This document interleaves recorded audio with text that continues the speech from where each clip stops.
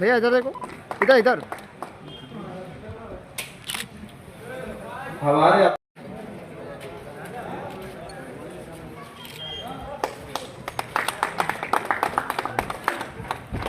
हमारे हर दिल अजीज उम्मीदवार हिशाम उस्मानी साहब का स्वागत रशीद पटेल ये करेंगे।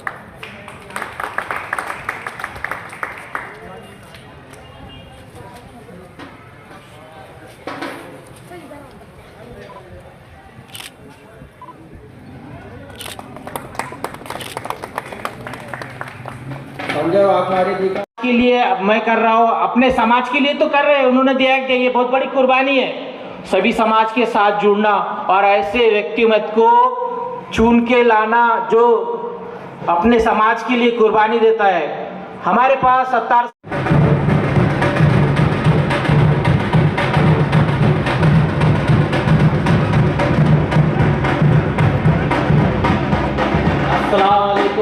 यहाँ पर सभी हसूल के नागरिक, सभी हमारे बुजुर्ग, यहाँ पर कश्मीर के वादियों से हमारे ऐतिहासिक शहर बुजुर्गों के दिन और बुजुर्गान दिन के औरंगाबाद में तशरीफ लाए एमएलए साहब हिशाम उस्मानी साहब का काम मैं खुद देखा हूँ कांग्रेस में, और साहब ने कांग्रेस को बहुत हद तक के आगे लेके गए। कांग्रेस के लिए उन्होंने क्या कुछ नहीं किया और फिर कांग्रेस ने एक बार उनके साथ धोखा दिया। साहब का सामने बैठे हुए सभी हरसुल गांव के मेरे इज्जतमान बुजुर्ग, मेरे नौजवान साथी,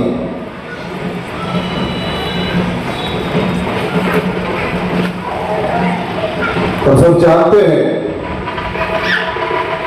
कि इस इलेक्शन में किन चीजों का इस्तेमाल किया जा रहा है, कि ताकतें जो हमको तोड़ने की कोशिश कर रही हैं,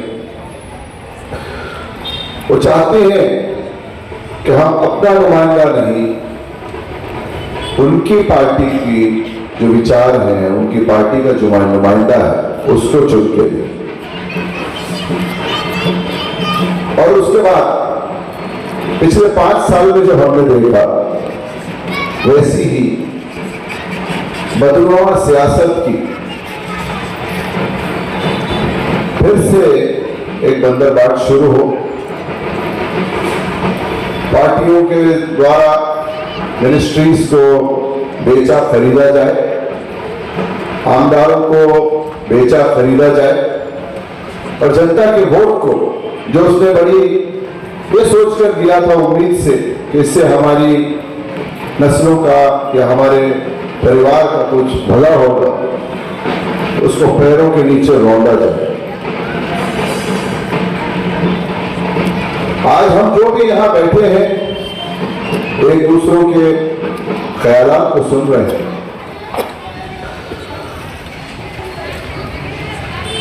हम सब की ये सोच होनी चाहिए कि इस नशिस्त, इस महफिल से कुछ ऐसी बात निकले जो आने वाले 5 साल के लिए हमारी तकदीर तय करे, हमारा मुस्तकबिल तय करे। यहां से शुरू होकर सरजमीन औरंगाबाद के मुख्तलिफ हिस्से पर पहुंचे और एक तहरीक का रूप अख्तियार करें। आप जानते हैं कि बदनुमा घटिया सियासत में हमारे प्यारे और तारीखी शहर का नाम बदल दिया गया। मैं नाम पर सबसे पहले इसलिए बात करूंगा कि वो नाम मेरे नाम से जुड़ चुका है। मैं शुक्रिया अदा करना चाहूंगा सबसे पहले मरहूम मेरे नेता जनाब विलासराव देशमुख साहब का, जिन्होंने हमें रास्ता दिखाया कि जब ये प्रस्ताव 1995 में गया था तो 2002 में देशमुख साहब ने इस प्रस्ताव को वापस बुला लिया था। कि बात को कभी हमको भूलना नहीं चाहिए। साथ ही साथ इस शहर के एक बड़े इज्जतदार समाज सेवक हुए, क्रांतिकारी हुए, डॉक्टर गोविंद भाई श्रॉफ। उनका एक इंटरव्यू मेरे पास है, 1995 में हुआ था, जो मैंने हाईकोर्ट में अपनी याचिका में भी उसको जिक्र किया, उसको शामिल किया। गोविंद भाई का कहना था कि शहर का नाम बदला जाना एक बहुत बड़ी भूल होगी, इतिहास हमको इसके लिए कभी माफ नहीं करेगा। गोविंद भाई ने ये साफ लफ्जों में कहा है कि संभाजी महाराज का इस जमीन से, उनका इससे ताल्लुक नहीं रहा, उनका राज बाजू था, इसलिए ये ऐतिहासिक शहर है, इसका नाम औरंगाबाद ही रहने है। इन बातों ने मुझे रास्ता दिखाया। कांग्रेस पार्टी में मैंने अपनी जवानी दी, अपनी जिंदगी के 17 साल दिए। सिर्फ वक्त नहीं दिया, जो मेरी जिंदगी के सबसे अच्छे साल हो सकते थे, जिसमें मैं अपनी जवानी एंजॉय कर सकता था अपने दोस्तों के साथ। मेरे साथ यहाँ स्टेज पर अफरोज काजी साहब बैठे, जो मेरे बचपन के दोस्त, लेकिन इनको भी याद होगा कि मैं उस सालों में जब सारे दोस्त मिला करते थे, मैं कांग्रेस पार्टी के लिए काम करता था, इन लोगों के बीच वक्त नहीं दे पाया। मेरा परिवार, मेरे बच्चे कब बड़े हो गए ये भी मुझे नहीं पता। एक सोच थी कि इस पार्टी के जरिए हमारे शहर को, हमारे लोगों को हम आगे ले जाएंगे, एक अच्छा मुस्तकबिल देंगे। लेकिन कब इस पार्टी पर एक नया रंग चढ़ गया ये मुझे नहीं पता। इस वक्त जहां यह सभा हो रही है हमीद पटेल साहब के घर के पास, ये कांग्रेसी परिवार है, लेकिन इनका भी मेरे साथ ये यहां खड़े रहना ये दर्शाता है कि कांग्रेस अब वैसी पार्टी नहीं रही। खरबूजे को देखकर खरबूजा रंग बदलता है, ये कहावत तो हमने सबने सुनी होगी, लेकिन शिवसेना को देखकर कांग्रेस ने भी रंग बदल दिया, ये भी हकीकत है। और हिंदुत्व की उस सियासत पर कांग्रेस के भी नेता चल पड़े। चलिए, नाम बदलने का मौका है, मैंने उनसे साफ लफ्जों में कहा कि इस चीज में आप ना चाहें, लेकिन मुझे अंधेरे में रखकर उन्होंने ये फैसला लिया। मेरे जमीर को ये गवारा नहीं हुआ कि मैं वहां बैठा रहूं और पीछे से नाम की पार्टी, नाम का जो बोर्ड है वो बदल दिया जाए और एक नया नाम डाल दिया जाए। तो क्या हुआ? अगर ये शहर हमारे बुजुर्गों ने बसाया था तो क्या हुआ? अगर ये शहर किसी मजहब के नाम से जोड़ के देखा जाता है, कौन थे औरंगजेब रहमतुल्लाह? इसी मुल्क की मिट्टी में पैदा हुए थे, 5वीं पीढ़ी थे, गुजरात में पैदा हुए, औरंगाबाद में दफन हुए। क्या लेकिन बेवकूफ अहमक नेता जो व्हाट्सएप यूनिवर्सिटी के पढ़े हुए हैं शिवसेना और कांग्रेस के और बीजेपी के, जो डिप्टी सीएम और कभी कहीं पढ़ा या कहीं सुना कि शिवाजी महाराज ने ये बात की? क्या तुमने कभी सुना कि संभाजी महाराज ने ये बात की? क्या तुमने कभी सुना कि संभाजी महाराज के बेटे शाहू महाराज ने ये बात की? क्या तुमने कभी सुना कि 350 साल में भोसले परिवार के किसी शख्स ने ये बात की, चाहे वो कोल्हापुर की गद्दी से आता हो या सातारे की गद्दी से आता हो? इस बात ने मुझे हौसला दिया और मैं खुल के इस लड़ाई में आ गया। उन्होंने मुझे ये भी कहा कि तुम्हारे शहर का नाम बदला गया, न्योता दिया गया था हमको, हमने पेपरों में पढ़ा था कि शिवाजी महाराज के वंशज यहां आएंगे, लेकिन वो नहीं आया। इसके पीछे की सच्चाई हमको नहीं बताई गई। मैं नाम पे इतना जोर क्यों देता हूं ये भी बताऊं। मेरा कहने का मकसद यही है कि ये सिर्फ एक नफरत की राजनीति थी। उन्होंने मुझे यही कहा कि शिवसेना का एक नेता था बाल ठाकरे, जो अपनी पार्टी को लॉन्च करना चाहता था, अपनी पार्टी को मजबूत करना चाहता था। ये उसकी डिमांड थी, ये हमारी डिमांड नहीं है। और उसने ये झूठ रचा, उसके एमपी रहे, एमएलए रहे, व्हाट्सएप यूनिवर्सिटी के नेता, उन लोगों ने झूठ फैलाया और उस झूठ पे वो आगे चलते रहे। उन्होंने कभी ये क्यों नहीं बताया कि संभाजी महाराज के जो बड़े बेटे थे शाहू महाराज, वो औरंगजेब रहमतुल्लाह अलैह की मिनिस्ट्री में 18 साल कैबिनेट मिनिस्टर थे, 60,000 मनसबदार रहे। मेरे पास वो गजट मौजूद है, अगर कोई उस पर इसका सबूत चाहेगा तो मैं दे दूंगा, मैंने कोर्ट में भी ये सबमिट किया हुआ। बात अगर करें कि ये नाम इतना इंपॉर्टेंट क्यों है, मैंने एक बात और की है कि अगर ये शहर औरंगाबाद न होकर रामपुर, सीतापुर, अयोध्या या किशनगंज कोई और नाम होता, श्रीरामपुर जैसे हमारे बगल में, तो मैं उसके लिए भी लड़ा होता, मैं उसके लिए भी इसी तरीके से खड़ा हुआ होता, क्योंकि ये मुल्क ये सभी का है। यहाँ रहने वाले हिंदू, मुस्लिम, सिख, ईसाई, बुद्धिस्ट सभी का है। हर समाज को अपने राजाओं का, हुक्मरानों का, शहंशाहों का फख्र है। हमें भी अपने हुक्मरानों का, अपने शहंशाहों का फख्र है, जिन्होंने अदल इंसाफ से हुकूमत कायम की। आपस में राजाओं में या हुक्मरानों में कुछ इख्तिलाफ होंगे, लेकिन उन्होंने जनता के साथ कभी नाइंसाफी नहीं की। और इस नाम के ऊपर हम क्या चाहते हैं?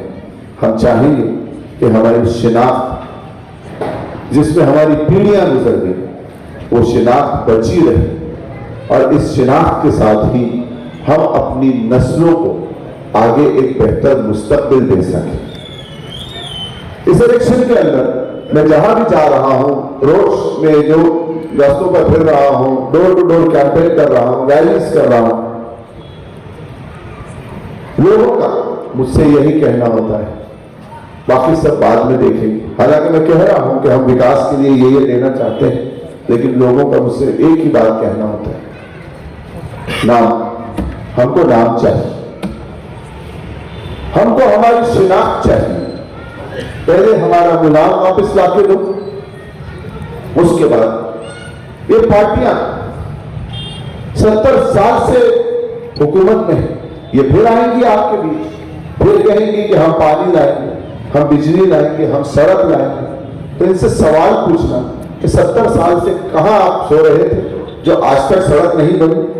ये हस्बे हरसूल जो है, ये हस्बे हरसूल, ये औरंगाबाद शहर से पुराना है। ये शहर तो मलिकंबर ने बसाया था, लेकिन हरसूल पहले से है। औरंगाबाद से पुरानी जगह अगर है जहां आबादी थी वो हरसूल है। हिंदुस्तान को 70 साल पहले आजाद हुआ। इलेक्शन का सिलसिला महाराष्ट्र में शुरू हो चुका है और आखिरी मरहले में दाखिल हो रहा है। औरंगाबाद के साथ मेरा एक रिश्ता है, जज्बात का रिश्ता है। औरंगाबाद वो जगह है जहां प्यार मोहब्बत के साथ साथ हमारी सकाफत, हमारा विरसा और हमारा कल्चर वाबस्ता है। यहाँ हर कोई जाति के साथ रहने वाला इंसान प्यार और मोहब्बत के साथ रहता है। हम कश्मीर से देख रहे हैं, जम्मू कश्मीर एक ऐसी जगह है जिसके बारे में महात्मा गांधी ने 1947 में कहा था, जबकि पूरा बरसगीर हिंदुस्तान पाकिस्तान कम्युनल राइट्स की आग में जल रहा था, हिंदू मुसलमान को मार रहा था, मुसलमान हिंदू का कत्ल कर रहा था, लेकिन कश्मीर में हमने हिंदू मुस्लिम सिख इतिहाद का भाईचारा हमें रखा। और महात्मा गांधी ने उस तूफानों में कहा, अगर मुझे रोशनी की किरण कहीं पे नजर आती है तो वो कश्मीर। और कश्मीर से जब हम देखते हैं, औरंगाबाद में भी ये परंपरा कायम रही, लेकिन बदकिस्मती से कई सालों से नफरत के पुजारियों ने यहाँ पे भाई को भाई का दुश्मन बनाने की ठान ली। मजहब के नाम पे सियासत की जा रही, मजहब के नाम पे इंसान को इंसान से कटवाया जाता है। मजहब के नाम पे लोगों को मारा जाता है और उसके बाद कुर्सी हासिल की जाती है। ये तमाशा हम पिछले कई दहाइयों से देख रहे हैं। उसी की एक कड़ी थी कि इस औरंगाबाद शहर का नाम बदलने की कोशिश की गई।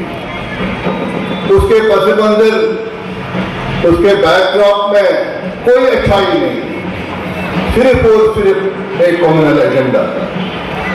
इतने दूर से जब हम देख रहे थे, यहां कई सारे लोग खड़े हो गए, लेकिन एक एक करके सब डर गए। और उसमें एक नौजवान लड़का हिशाम उस्मानी, जिसने बिल्कुल बराबर वो जंग और जंग इस हद तक लड़ी,